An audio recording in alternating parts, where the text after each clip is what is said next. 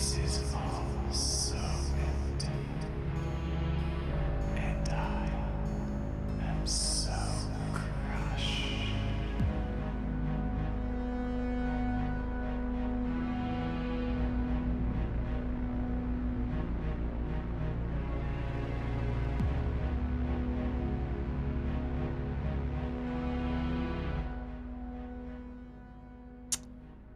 Right.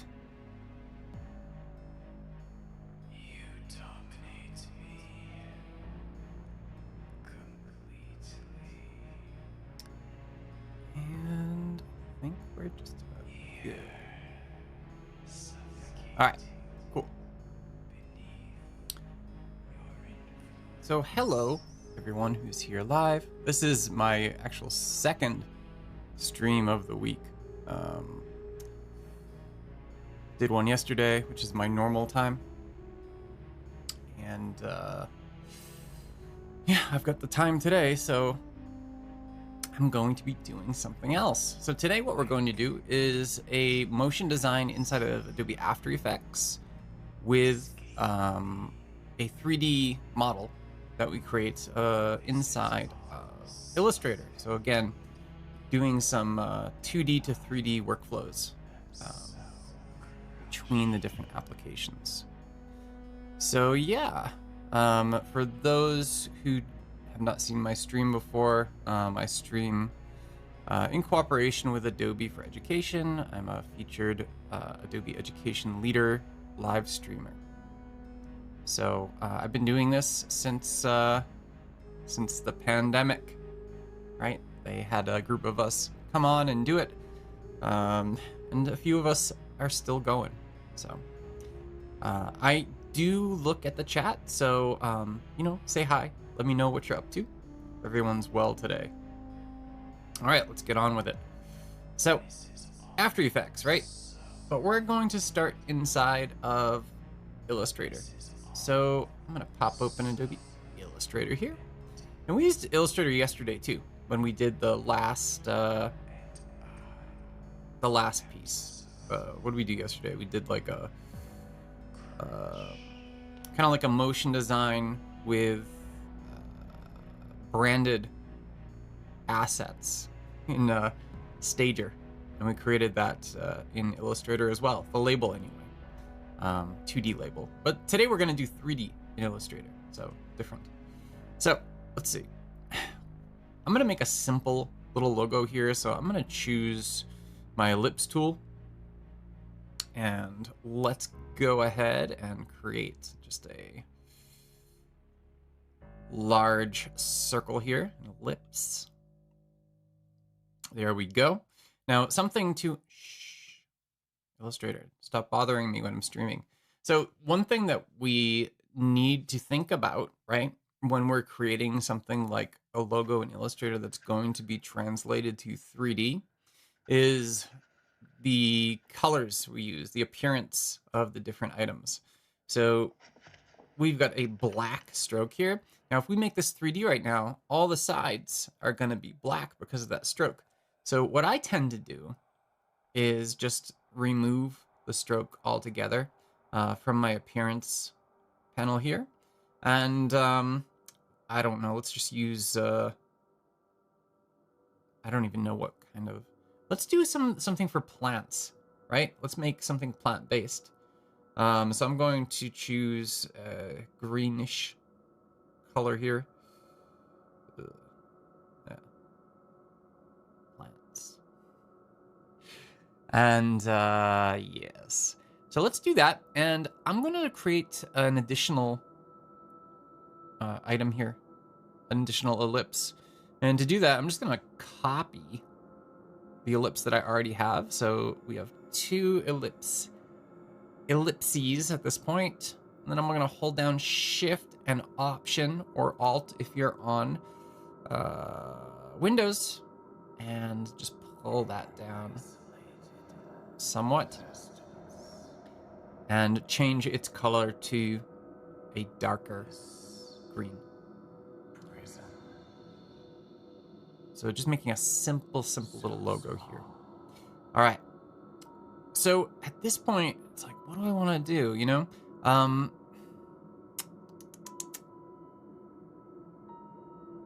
guess I will. Well, you know what we can do? We can always use something I used yesterday, which was text to vector. Let's go ahead and do that again, 'cause that's fun. I'm gonna duplicate this inner ellipse, excuse me, one more time. And of course, you could do whatever you want. To create the logo, you could use the pen tool, use text. I'm gonna have to use some sort of text in here. I guess I don't have to, but I don't know. We'll see. So here we go. Here's our fill ellipse. Inside the properties panel here. What happened to my text to vector? There it is. It's collapsed right now. I'm gonna create subject. And what I'm gonna say is I want to describe something. So I'm gonna maybe do something for succulents. I like succulents a lot. Let's see. Icon of a fat succulent. And we've got these different options here. So style picker, sample prompts, settings. So for settings, I want very little detail in this. I want it to be very, very simple, right? So I'm gonna take my detail slider down to 1 and generate. And here he goes.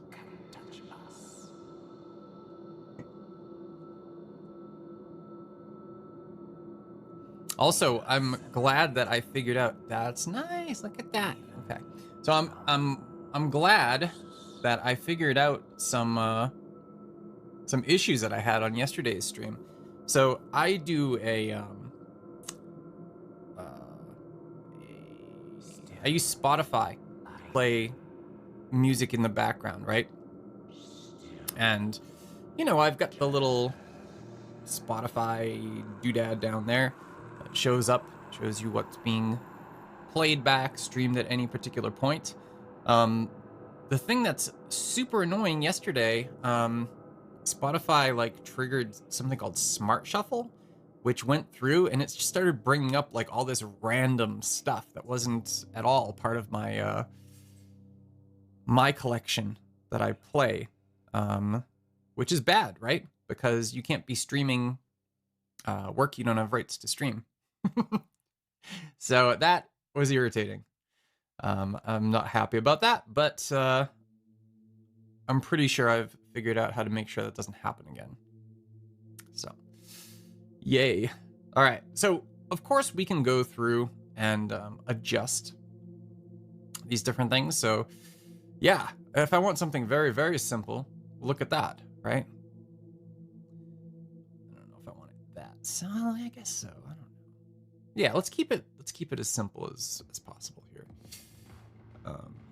There we go. And we could always just select this object and remove it all together, right? And let's make this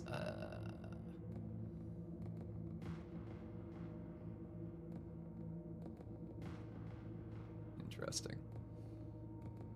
I'm going to pull that out from that group and delete the empty group to make things right, nice and simple. So let's choose a different color for this little succulent image in here. Something a little more yellow, perhaps. That's kind of too yellow. Oh, there we go. Yeah, I guess that works.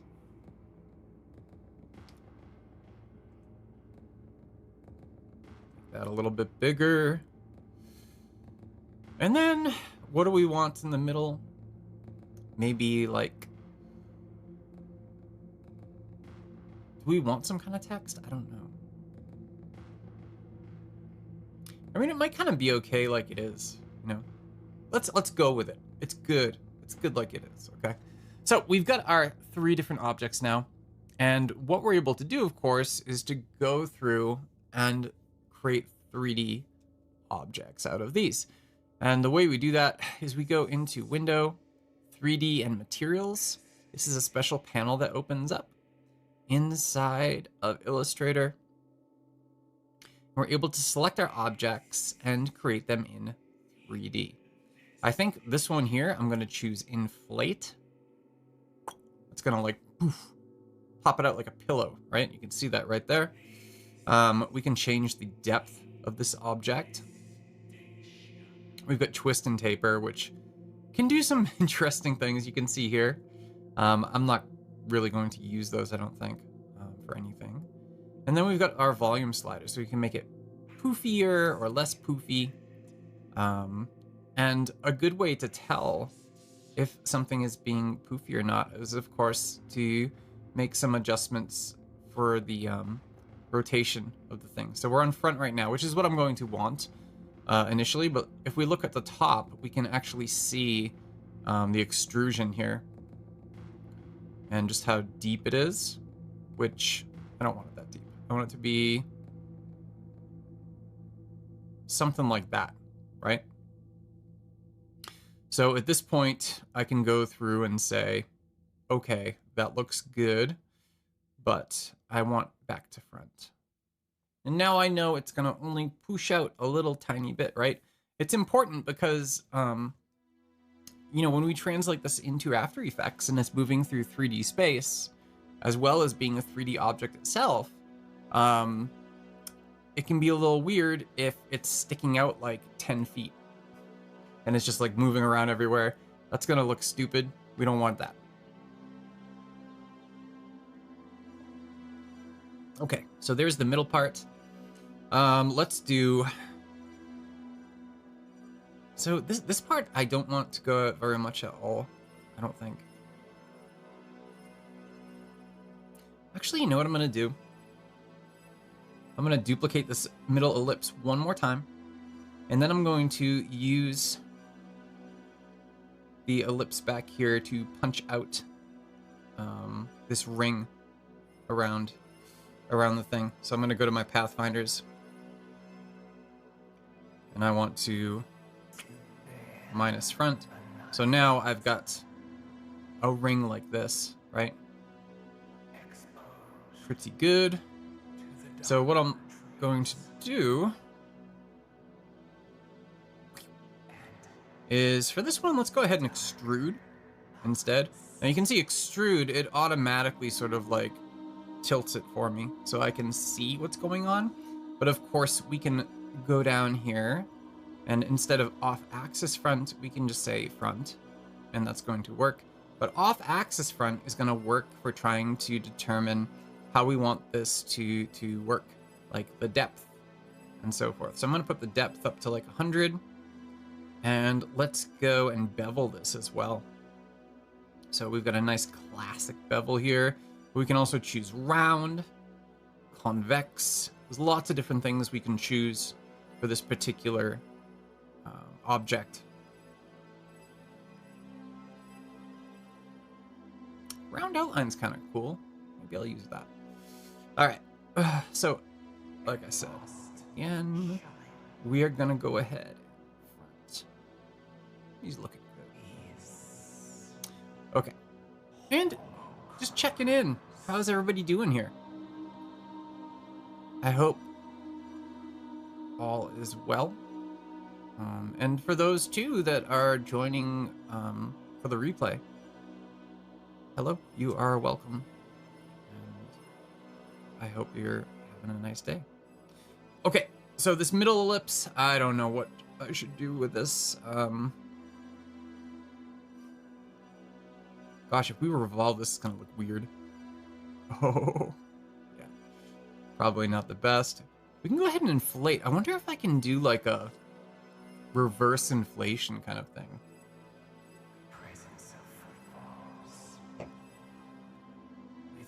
Let's inflate both sides.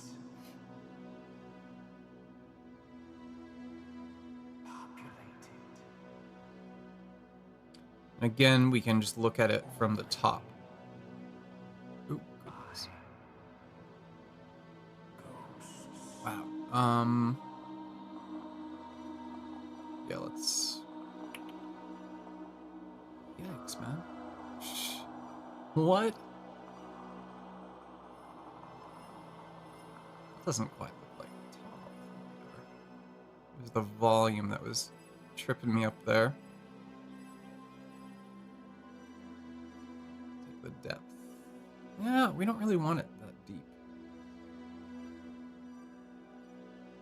I don't. Maybe about 30. Poof, poof. And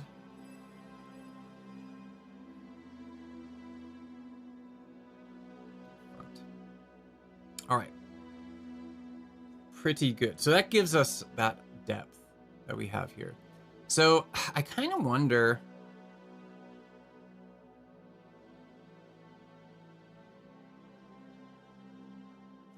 just kind of feels like it's missing something here. Let's put a little text in. And I'll just use an S to stand for succulents, right?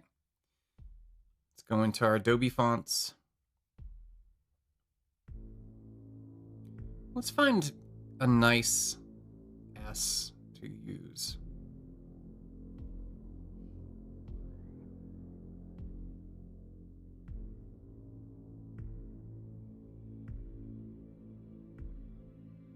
Charcuterie Deco. Yes. Oh yeah, that's pretty. All right, so what I'm gonna do here is I'm actually going to create outlines just so I can go and transform the thing like this. And let's go ahead and make this a, change the color somewhat.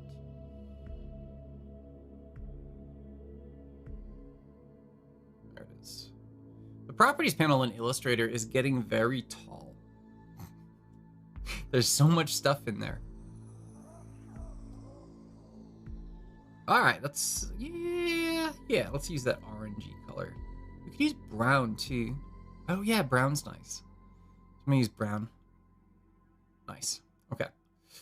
And let's go ahead and do an extrusion. And yeah, let's just do a classic bevel on this guy.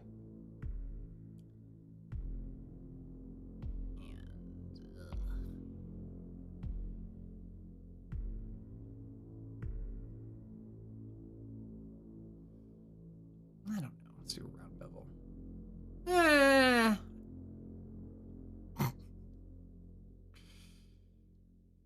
We've got repetition here, so you can do a repeat of the bevel. I'm just going to put it at 1. Let's take the height down a little. 32%. That's good.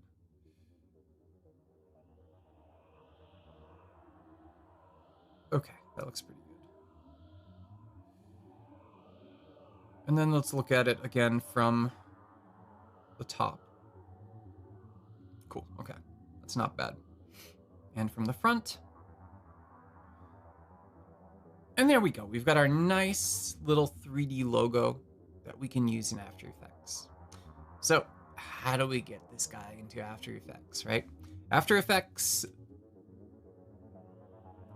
in terms of like the December 15th, 2023, which is when I'm recording this, After Effects has support for 2 types of 3D models, GLB and GLTF, which are basically the same thing, just packaged a little differently.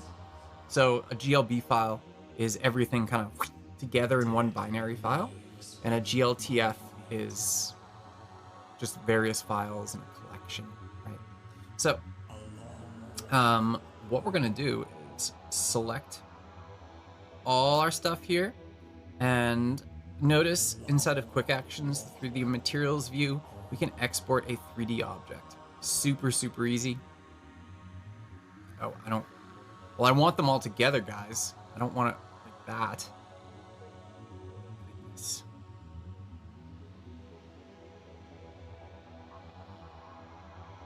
It's a single asset, please. There we go. Asset 5. I'm gonna get rid of these other ones. And there we go. Let's rename this to logo. And for export settings, right now it's set at USDA. USDA files are not supported in After Effects.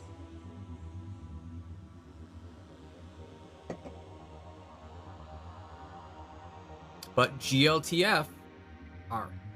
So I'm going to choose GLTF and export. Here I'm going to export it just to my Creative Cloud files. Easy enough. There it goes. Perfect. All right. Lovely. Thank you. Adobe Illustrator, you can go back to sleep now. We're going to switch over to Adobe After Effects. Cool. Let's create a new composition in After Effects. I'm going to call this Motion Logo.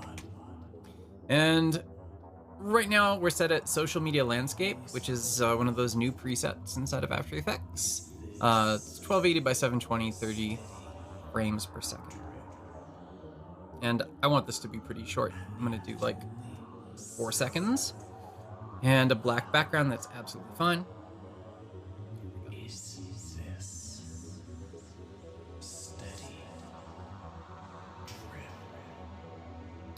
I'm going to grab my GLTF file.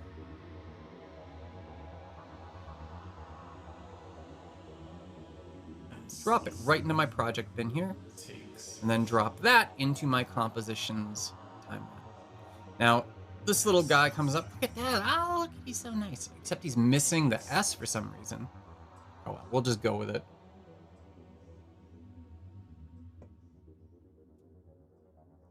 I'm not sure why he's missing his S. Yeah, so we've got a couple of things here. We can make it the comp size. We can say that the position doesn't affect anything. We can change the object scale. So if we want to bump that up, initially we could. Yeah, I wonder why it's not. That's interesting that the S didn't come across. I'm gonna hit OK. Yeah, because this is a live stream. We're just gonna go with it. And you can see it's pretty cool. Like, it's a little 3D model, and we've got this guy bumping out the back, but the little flower doesn't, which is kind of fun, right? And we've got the 3D gizmo controls right here. So we can go ahead and, you know, make some adjustments however we want inside of our composition. Perfect. All right.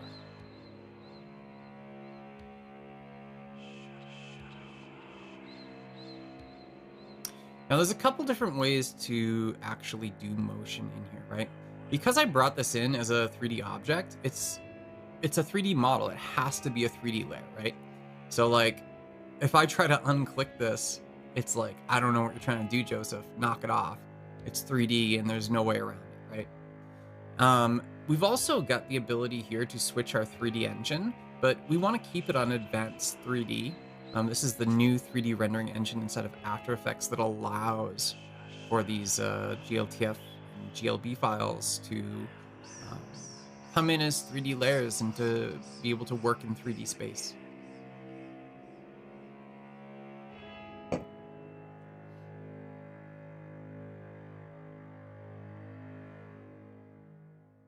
I'm so bothered. You know what? I wonder if I move this up out of the group.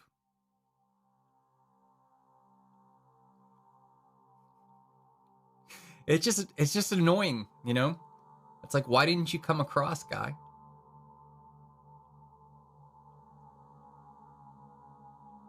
Is it because it's a compound shape? Is that why?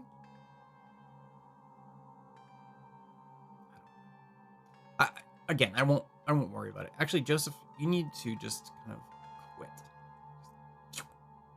quit Illustrator, get back to After Effects. Because you gotta do this. All right, so very nice. We made our little 3D logo, and now we're gonna add some motion to it. And there's many things you can do to add motion in After Effects. One thing that you can do, of course, is to keyframe the logo itself. So the second thing you can do is to create a camera that can fly through 3D space. So maybe, excuse me, my goodness. So maybe what I'll do is actually do both of these things just to show and demonstrate a couple different ways you could do it. So I'm going to pull down my transform properties here.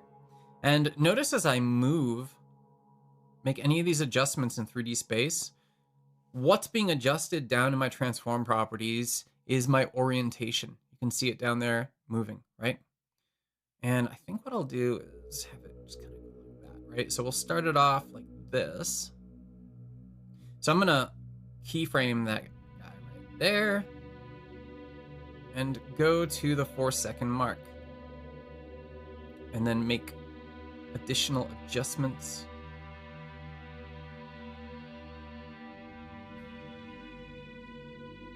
Maybe something like that. Now, of course, if we play it back, we can see, right, it's moving in 3D space. Lovely. So that's good. I've got my motion on there. I also want to, of course, create a camera.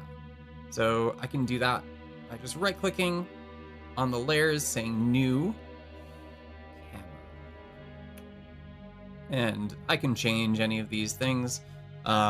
The particular settings for the camera, I almost always leave these at the defaults in After Effects.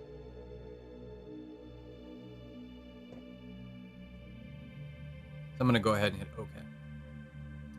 And now I have a camera object, which I can go through and use my camera tools here.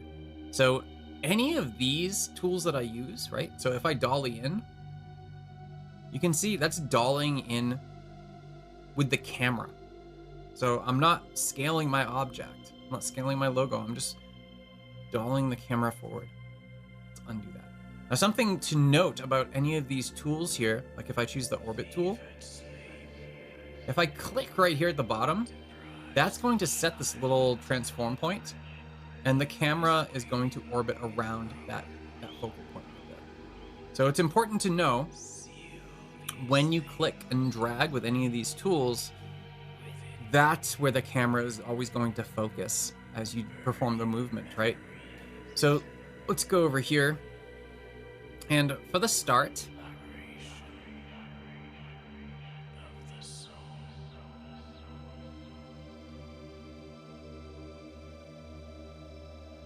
maybe I'll shift this over like that. Now you can see the point of interest and position are both being changed when it comes to the camera. So I'm going to set the stopwatch for both of those objects, or properties rather.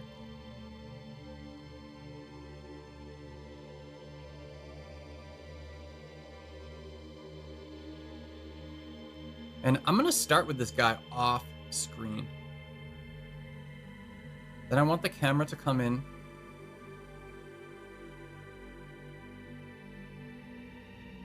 towards the center here.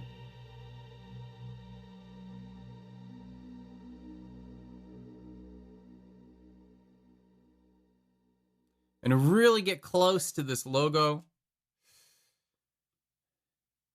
And then just kind of pull back towards the end. So notice it's setting keyframes for both of those properties that I've activated the stopwatch on each and every time, right? And then if we play this back, we can see the object is moving and also the camera is moving.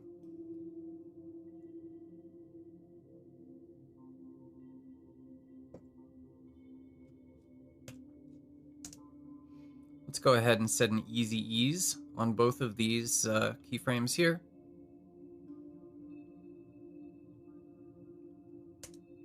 In the center. Ooh. Yeah, now it feels like a weighted movement, right? All right, so that's pretty cool. There is more stuff we can do though, right? So because we're using 3D layers in 3D space, we can add our own lighting to this as well and give it an interesting light. Now, right now it's using basically a default environmental light. That's pretty plain. But what we can do, of course, is to right click and to say new light. And from here, we can choose to create a new environmental light. We can do an ambient light, point light, spotlight, parallel light, all sorts of different lights. I'm gonna choose spotlight. that's going to project outward in a cone formation, right? I just whacked my microphone. Don't want to do that. Okay, we can choose the color of the light. Let's make it kind of red and scary. Well, let's make it orange instead. We don't want it to be too scary, you know? We're talking about succulents here. Intensity, let's go up a little past 100. Let's go 150-ish. And yeah, the rest of these are going to be just great. So I hit OK. Woo! Look at that. There is my light. You can see the cone. It originates from here, and it projects across. So if we go ahead and look at it now, right? I mean, there's cool stuff you can do with this. It's very simple too. It's very easy to do this inside of After Effects now. So now that I've got my, and you can see it looks like the light is moving, but it's not. The light is completely stationary. You can see it right here, completely stationary. The only thing that's actually moving is this object just turning. And then of course the camera's moving. And because the camera's moving, it looks to us from our perspective as though the light is moving as well. Now, you can, if you want to, right? Absolutely change the different light options here. So if I go into transform, right, orientation. And actually, let's zoom out quite a bit. 50%. You can always turn on draft 3D mode as well. This is going to allow you to see everything outside of your composition frame.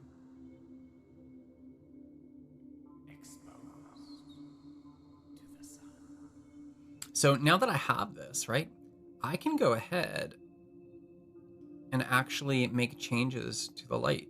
So I can shift the position of the light around. So like maybe we start the light right here.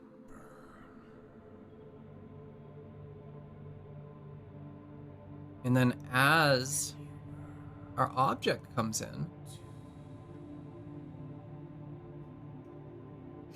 oh my goodness, I need to zoom out even more. As our object comes in, maybe we want the light to come in as well. Oh, Joseph.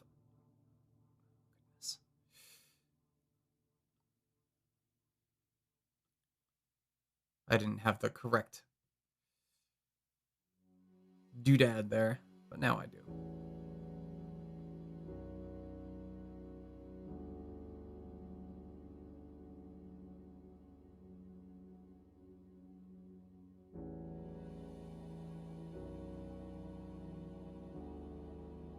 Now you can see as I'm moving this stuff, right? Oopsie. Didn't mean to do that. You can see as I'm moving this stuff that, right? Cool, right? That is cool. Towards the end, we just take the light over there. And of course you can rotate the light as well.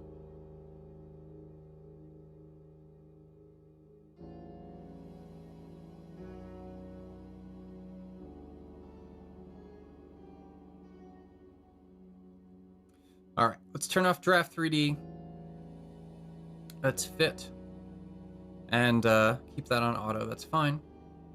And let's lock down all our layers.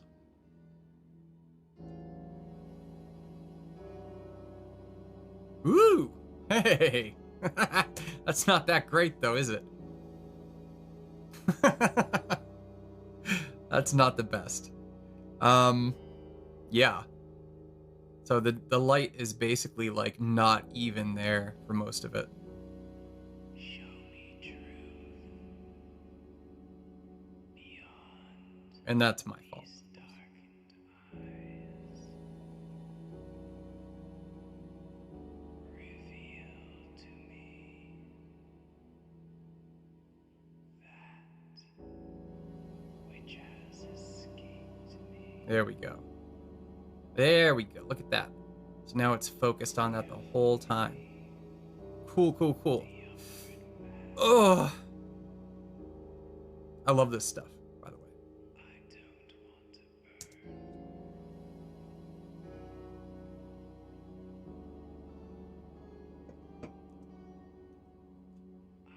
I Okay, don't very good. And of course, you can tweak this as much as you want, right? So there's one more thing I want to add, and that is some kind of a background. Because we have nothing right here. So I'm going to go ahead and create a new solid. So right click again, new solid, dark gray solid, perfect.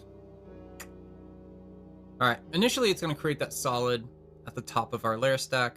But of course, we can drag that down to the bottom. And now we have a solid. A solid is basically just like filling up a rectangular area with a certain color. That's all it is. But it's really useful because you can apply things like animation presets upon a solid as a background and create animated background content very easily in After Effects. So you can see here, effects and presets. We have at the very top, animation presets. And right, so if you look up above, we have our effects right here. And there's no animation presets inside of effects. It just has the different categories of effects here. So 3D channel, audio, blur and sharpen. Sure enough here, 3D channel, audio, blur and sharpen.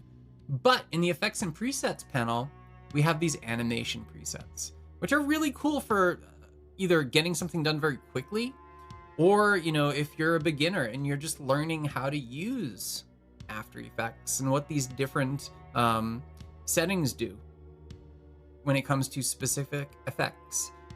You can always use the animation presets and they will stack the different effects. You can explore them, change the different individual effects that are part of those presets. It's a great way to learn. Hello, Alan. How are you today? Thank you for joining on this mid-December Friday. Can't believe 2023 is almost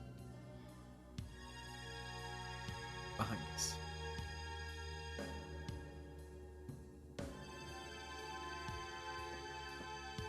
All right. So let's see, what do we have? Well, we actually have one for backgrounds, right? So I want something, you know, a little subtle. I don't want it to interfere too much with the 3D logo motion that I've already created.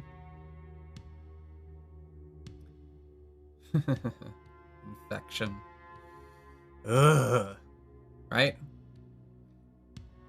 Let's do smoke. Oh, sweeping curves. Let's see how that looks. Now, by default, these things don't always look exactly like you want them to, right? So let's go ahead and play it back. We can see how that looks. It's interesting, right? It's pretty cool. But it's probably not exactly what we want. Hello, Ali. I hope I'm saying that right. And thank you for the compliment. Yeah. So here we have our sweeping curves animation preset. So what animation presets do is they're basically pre-packaged sets of individual effects that you can apply to something to make something happen really quickly, but you can always go back in and edit these different things, right? So we can see it starts with fractal noise. It has some tritone to color it. We've got a turbulent displace, which is going kind of wacky crazy right there. We got some glow. So we can change all of these options. And we can even animate all these options if we want to. Just by tweaking these different things, activating the stopwatches and so forth. So let's go in here and try out some different fractal types. Let's choose Smeary. See how that changes things. Let's go back to Turbulent Smooth. And what we can do too is actually sample from tritone.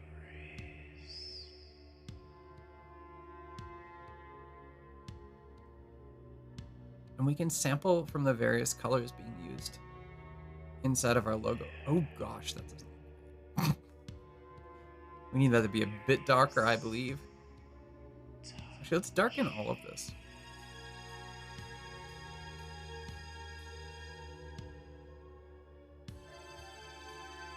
And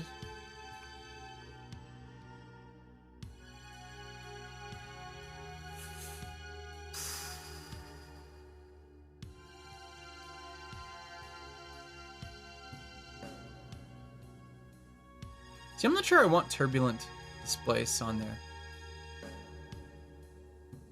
Yeah, let's just keep that off altogether.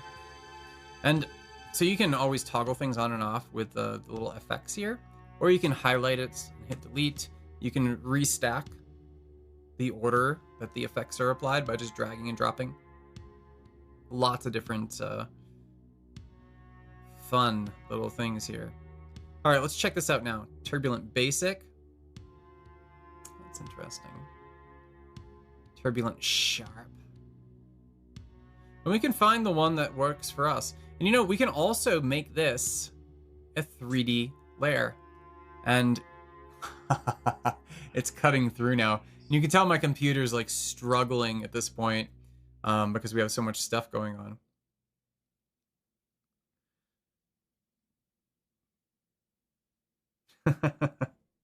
Yeah, maybe I won't make it a 3D layer.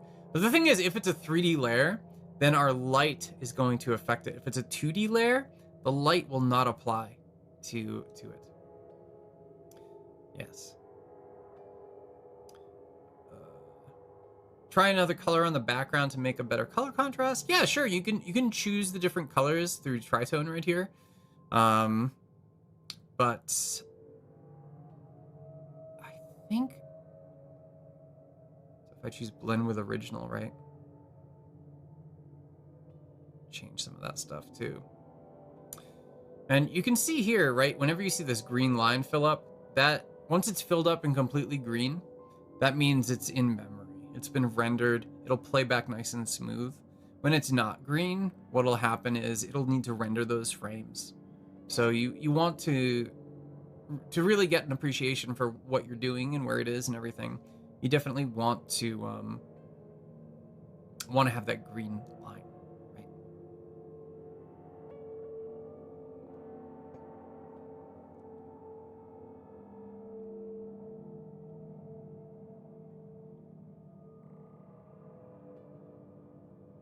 Adjusting the blending modes.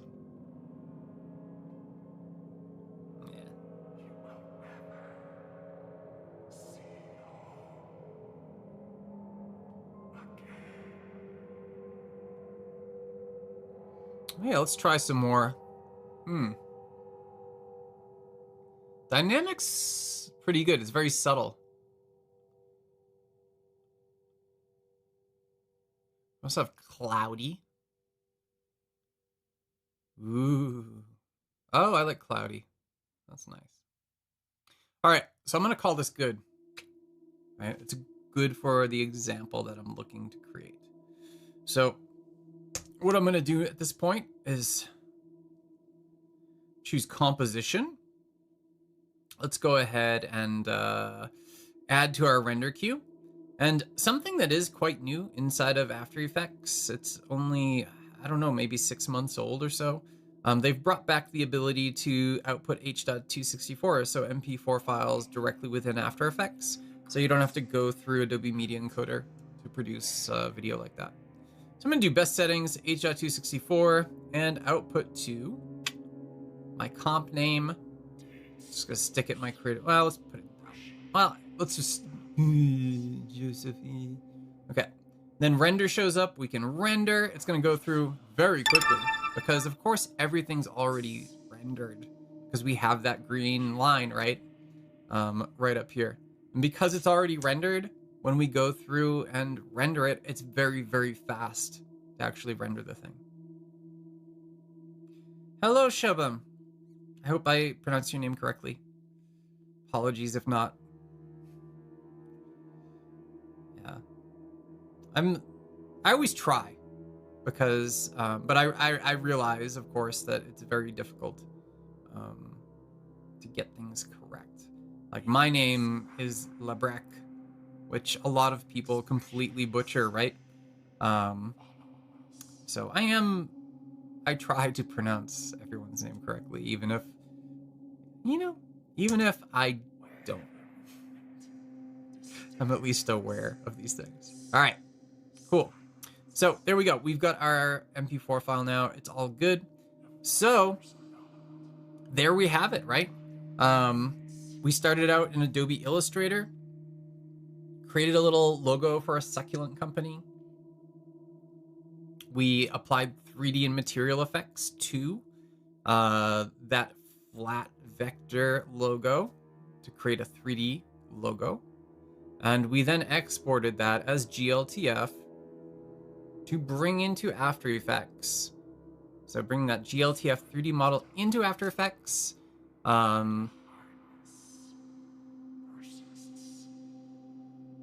We used the 3D controls to pivot that model. We also created a camera to sort of zoom in and focus on the model in different ways. We created a light that applies as a spotlight cone to apply to our 3D content.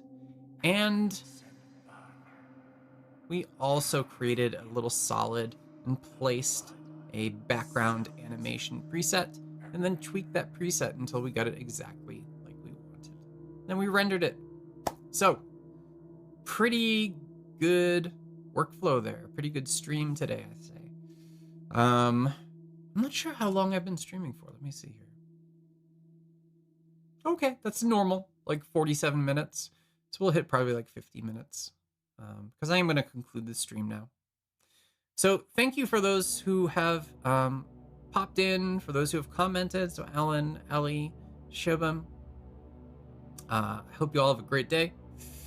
And yeah, I'm going to be doing these more regularly over the winter break because I'm not teaching until mid-January, right? So I've got quite a bit of stuff to do.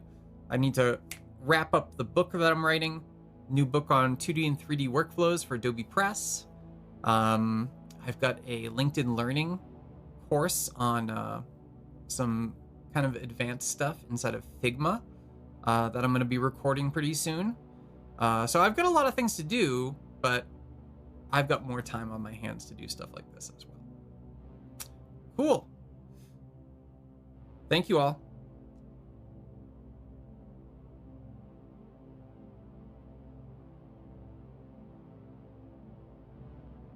How hollow it all seems. Thinned and shaken.